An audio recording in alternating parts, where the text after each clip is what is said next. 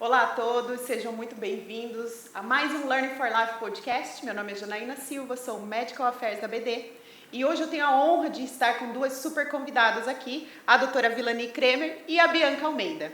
Deixa eu apresentá-las aqui, ler o currículo para eu não perder nenhum detalhe. A doutora Vilani Kremer é cirurgiã pediátrica do Hospital Erastim em Curitiba e do Hospital de Clínicas do Paraná. É especialista em oncologia com ampla experiência nessa área, possui certificação internacional pelo PIC Academy Wokova, é instrutora de cursos e ministra aulas nacionais e internacionais. Seja muito bem-vinda, doutora Vilani. Olá, muito obrigada pelo convite. Vai ser um prazer ficar nesse podcast e apresentar um pouquinho com vocês. Que bom, obrigada. E também queria apresentar a Bianca, minha colega de trabalho. A Bianca Almeida é enfermeira, pós-graduada em oncologia e hematologia pelo Hospital AC Camargo em São Paulo, possui MBA em gestão em saúde, experiência ampla na área assistencial e gerencial, dedicados anos à oncologia. Há 9 anos atua em linha de acessos vasculares, realizando assessoria técnica, aulas e cursos, e atualmente é coordenadora de marketing clínico em acessos vasculares na BD Brasil. Bianca, muito bem-vinda. Obrigada, Jana. Muito bom estar aqui com vocês, meninas. Eu acho que vai ser muito bom esse nosso Hoje momento. vai esquentar aqui esse podcast. Vai ser muito bom. Que ótimo. O nosso tema de hoje é planejamento do acesso vascular no paciente oncológico, tema que vocês dominam amplamente, trabalham há muitos anos com essa especialidade. E aqui eu quero começar então com a doutora Vilani. Doutora, o que representa um acesso vascular para o paciente oncológico? Via de regra, para a grande maioria dos pacientes oncológicos, o acesso, na verdade, é o que vai propiciar que ele tenha o tratamento. Então, se ele não tiver um acesso, desde o acesso periférico, passando por todos os acessos que podem ser utilizados, a depender da necessidade de cada paciente, se ele não tiver essa via vascular acessível, esse paciente ele pode ter um atraso e até uma impossibilidade dele receber o tratamento oncológico. Então, é extremamente importante que ele tenha um bom planejamento dessa parte no tratamento dele. Nossa, e Bia, nós como enfermeiras temos, de cara já um contato imediato com acessos vasculares. Podemos dizer então que o acesso vascular está no centro do cuidado da oncologia, está muito ligado. Com certeza, a gente tem um domínio nisso. O enfermeiro oncológico geralmente ele vai caminhar por esse intuito de entender bem o catéter, porque é a alma ali, né? Se ele não tiver um bom acesso venoso, a vida dele vai ficar bem difícil, com certeza. Do paciente e da equipe, né? Sim, com certeza. De todo mundo em geral, né? Da equipe multidisciplinar mesmo. Sem dúvida. É importante ter bom conhecimento, saber bem a indicação, saber bem como manusear esse dispositivo para conseguir ter um bom desfecho. Já aproveitando o gancho que você falou sobre uma boa indicação, a gente ainda vê muita dificuldade nas instituições ou nas equipes sob a indicação do catéter. Eu queria explorar um pouquinho mais com vocês como é que a gente pode dar uma dica para os nossos colegas de trabalho para a adoção de um algoritmo decisório para a gente cair na boa indicação do catéter. Eu acho que quando a gente está iniciando o planejamento do paciente oncológico, lembrar que quando ele tem um diagnóstico, a gente sabe qual tipo de tumor, qual a extensão dessa lesão que o paciente tem, a gente tem pelo menos uma boa previsão do tratamento dele. Então, nós vamos saber quantos ciclos que ele vai fazer, qual o intervalo entre as medicações, quais são as medicações que podem causar um processo inflamatório, que podem ser agressivas para as veias desse paciente. E com isso, já deveria ser o momento de se fazer um planejamento desse catéter, né? Assim como o planejamento do tratamento dele, o catéter deveria, já no momento zero, fazer parte desse planejamento, para que, assim como ele tem todo um processo de quimioterapia pronto, o que a gente esperaria seria que ele colocasse o catéter no início e não somente quando a gente está naquele momento de apuro, onde a gente já teve as veias periféricas todas funcionadas, que o paciente já fez flebite, já acabou causando algum tipo de complicação, e aí a gente parte para um momento de escolha de catéter num mau momento para o paciente. O que a gente quer é que ele planeje desde no começo, e aí a gente vai passar por todo aquele processo da gente manter esse catéter, de aprender como ele tem que ser manuseado, como é que tem que ser a manutenção, a atenção plena que esse paciente tem que ter em relação a esse catéter, para que, o que obviamente a gente gostaria para todos os pacientes, que ele chegasse com esse catéter ao final do tratamento. Então, ele terminou o tratamento, ele passou nos seus exames, onde foram checados, que está tudo bem, e aí a gente planejar a retirada. Esse seria o ideal para todos. A gente sabe que não é a realidade, mas a gente tem que mudar isso, de que a consciência do catéter ela tem que iniciar no momento do diagnóstico, e não no momento do apuro. Né, que hoje a gente ainda sabe que é uma realidade bastante presente. É basicamente a gente dominar o processo, né, e não o processo dominar a gente e acabar sendo uma cascata. Exatamente. E até complementando um pouco o que a doutora Vilani falou, o conhecimento que o médico tem de protocolo é fundamental para se ter uma boa indicação, mas aí a implementação e a construção de um algoritmo tem que envolver várias áreas, né? Tem que envolver vários conhecimentos, como o dela, da enfermagem, da educação continuada, para que tenha uma implementação e uma adesão. Porque às vezes até o conceito de uma certa equipe ela existe, mas a efetividade do uso, da adesão, ela às vezes não acontece. E por isso que tem que ser tudo muito bem envolvido, de você implementar, mas que tenha essa adesão, de que faça realmente ele ser utilizado, né? Sim. E a envolver vários conhecimentos, como ela explicou muito bem sobre o protocolo.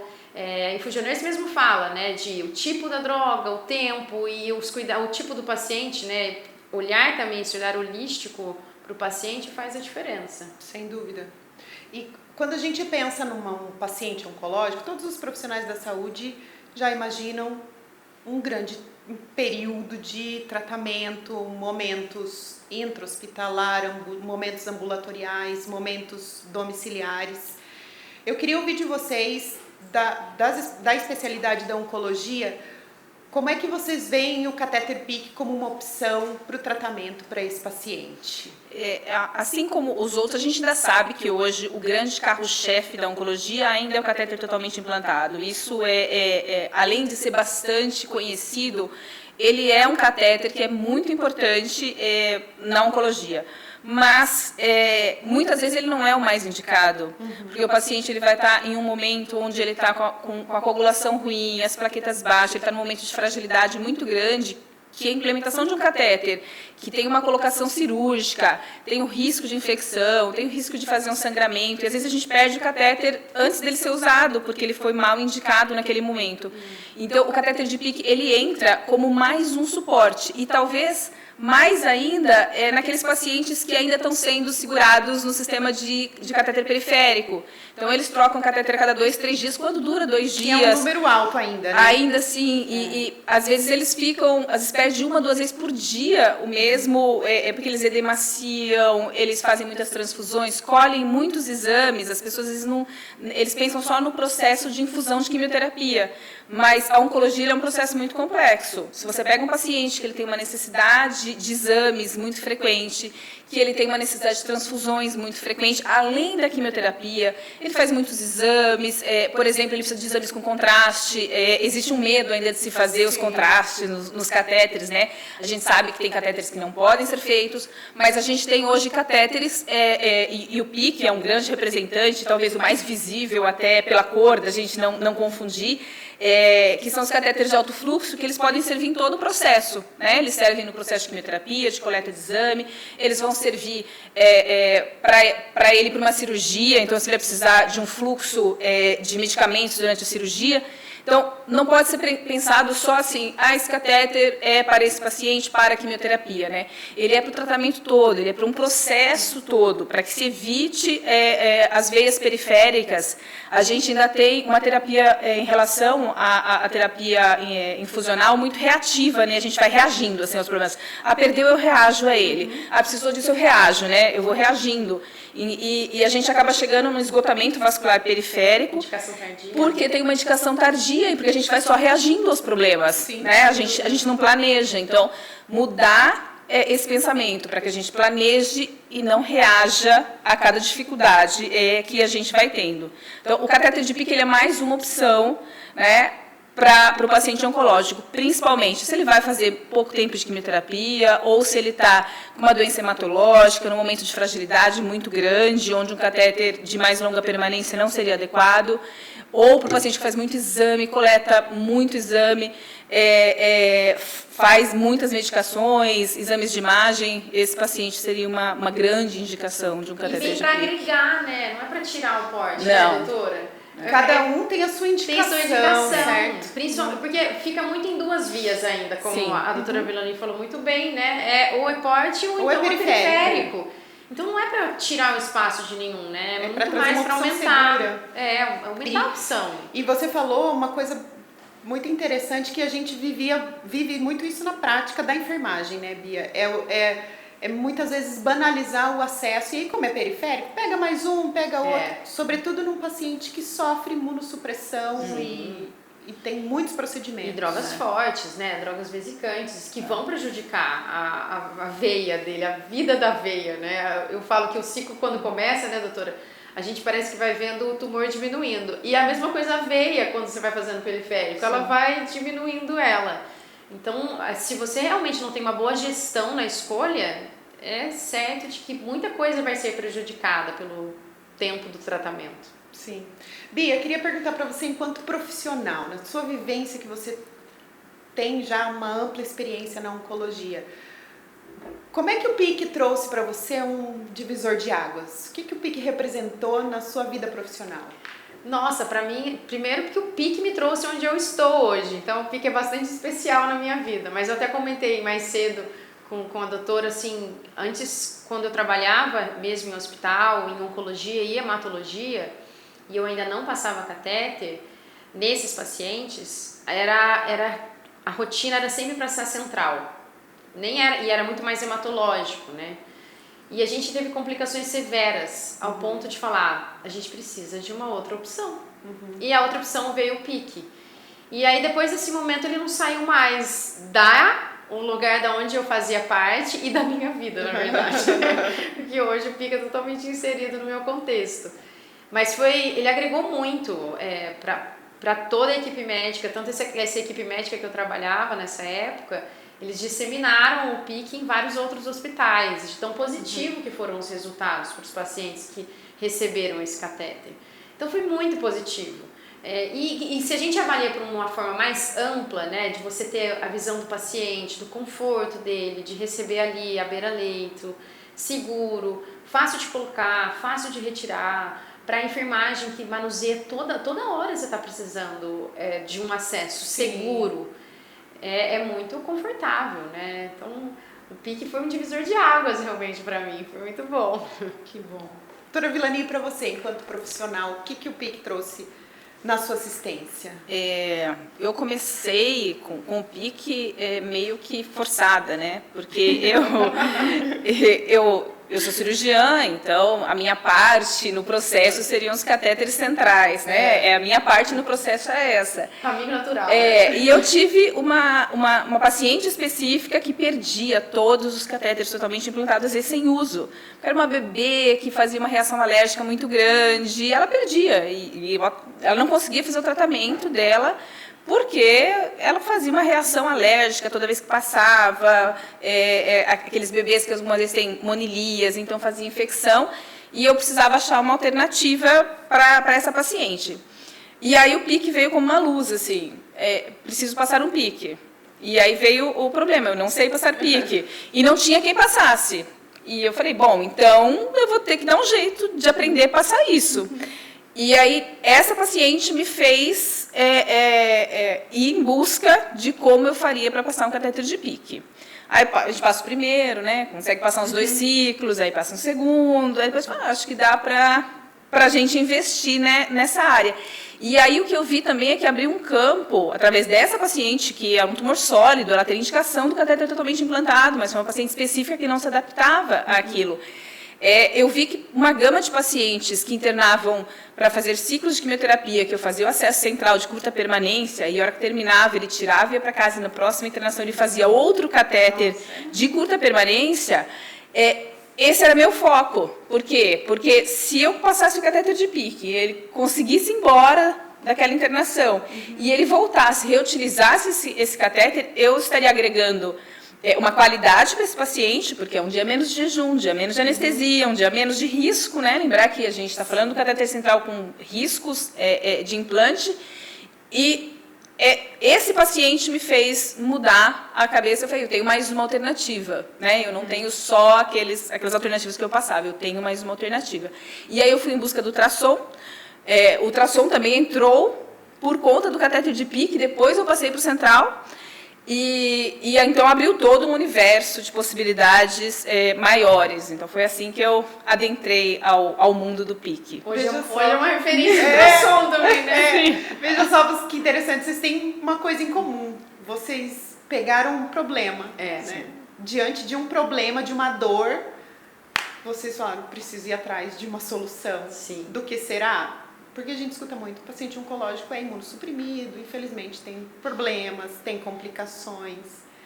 E vocês olharam esse problema e disseram, não vou ficar aqui. E sorte que a gente teve essa percepção de querer mudar, né? Porque ainda a gente vê muito isso, de estar mantendo no problema, né? Sim. De que é assim mesmo, é normal isso acontecer, o paciente é um paciente grave, é um paciente frágil. A gente sabe que isso pode acontecer, tá? Mas a gente sabe que a gente pode tentar mudar também, né? É como se esse risco fosse inerente a essa situação. Ele tem essa doença e ele está em risco. Né? Como se fizesse parte mesmo do processo, mas dá para ser diferente, né? Dá, com certeza. Foi as nossas realidades hoje. Que legal, que ótimo. Você falou de ultrassom, eu também queria pegar um gancho aqui no ultrassom. O ultrassom já tem recomendações internacionais, nacionais, recomendação A, né, nível de evidência altíssimo para o uso da punção ecoguiada, que diminui muitos problemas, complicações, tempo de procedimento. Mas ainda a gente vê uma resistência em relação ao ultrassom em muitas localidades. Eu queria saber na sua prática, Bia, assim, como é que o ultrassom casou com o PICC nesse momento? Como a Vilani falou muito bem, o ultrassom ele fortalece, né? Você tem uma assertividade absurda para passagem de catéter, que quando eu comecei a passar PICC, um bom tempo atrás, ainda não tinha muito o uso do ultrassom. Então a gente tinha que procurar lugares que nem eram indicados de você colocar um PICC. E tudo isso mudou com a chegada do ultrassom. Então é claro que o efeito é muito positivo, da durabilidade do catéter, do conforto para o paciente e para o insertor. É muito mais fácil, né? Você tem, imagina, a facilidade ali, a certeza que você tem de não causar nenhum dano, né?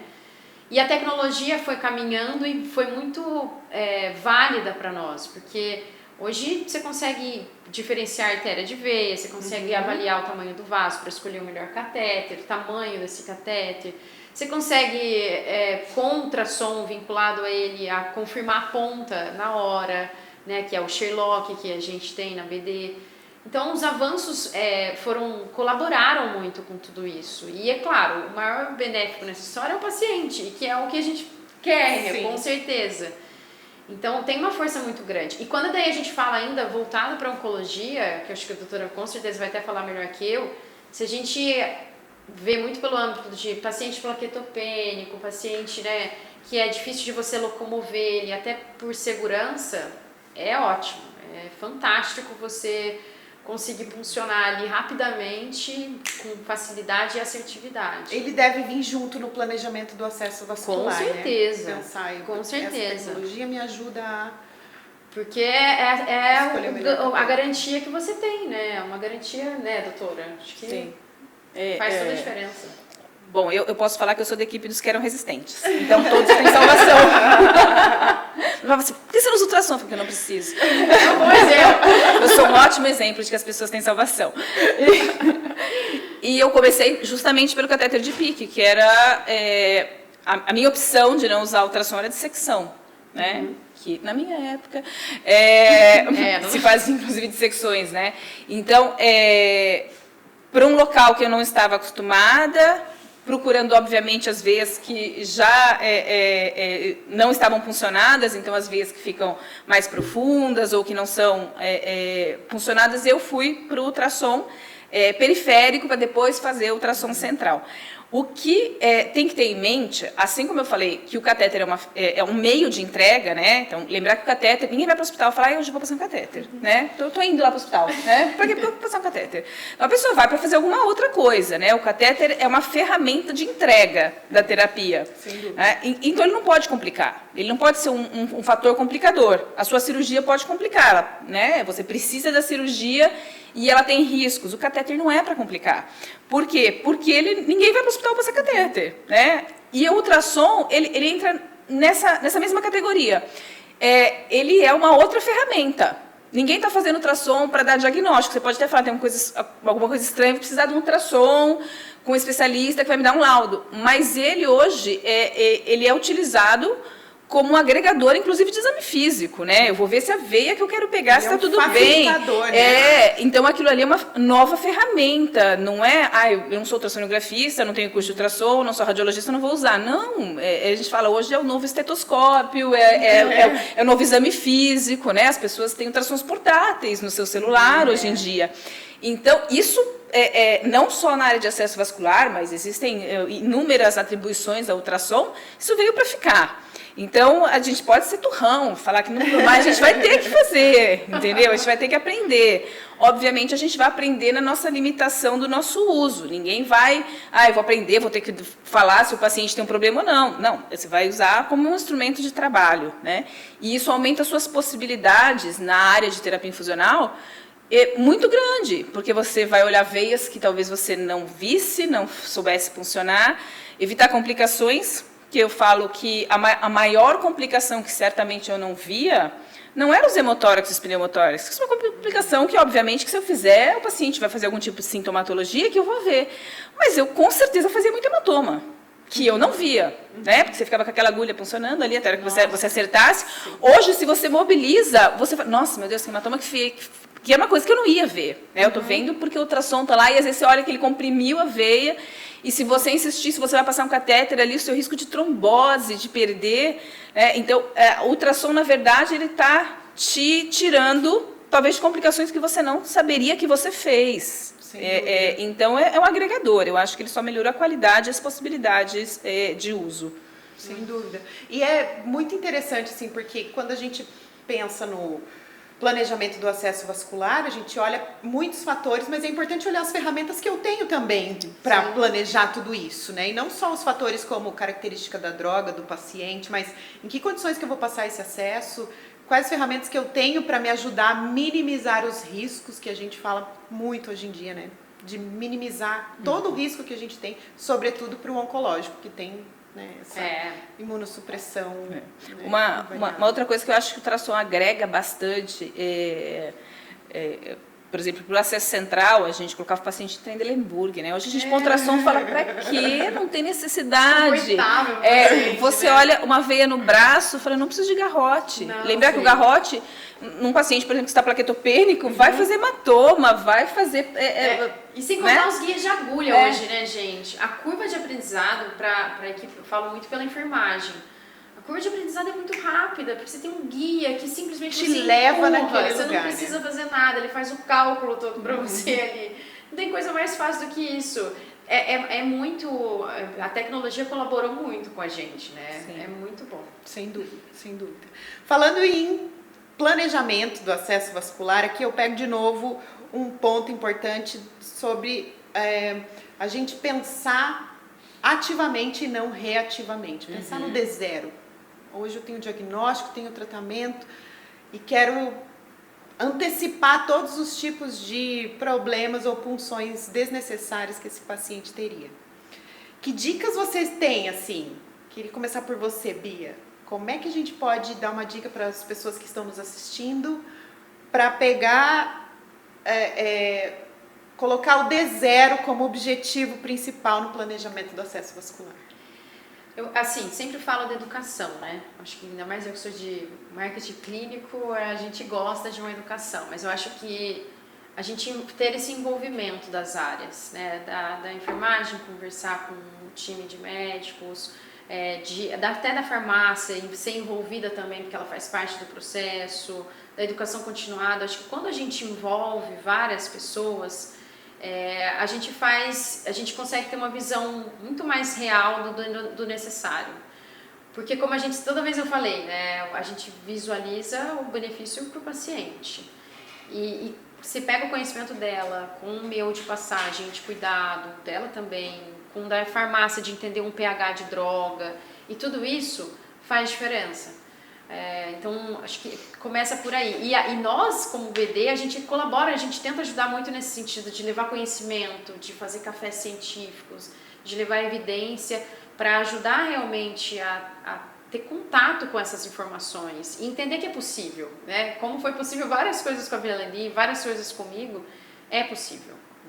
Dá para acontecer. A gente tem que buscar, né, doutora? O D0. O planejamento é um... Interatividade entre as equipes. Importante. Isso aí. Tem que fez ter. diagnóstico, quem fez o diagnóstico, quem fechou, iniciou o planejamento, conversar com quem passa o catéter, seja o cirurgião ou seja a equipe de enfermagem. Então, assim, ou se o hospital tiver uma equipe dedicada à terapia infusional, não fez o diagnóstico, o paciente passa automaticamente por essa equipe. Às vezes tem uma ansiedade de iniciar o tratamento, mas lembrar que o catéter é o que vai fazer isso impulsionar sem parar, né? Sem ter paradas, porque às vezes você quer começar com uma ansiedade muito grande, e às vezes tem que parar porque perdeu o acesso e não consegue fazer quimioterapia, aí para naquele dia, perde a quimioterapia, né? Lembrar que tem alguns quimioterápicos que são muito caros e ele tem um tempo de ação.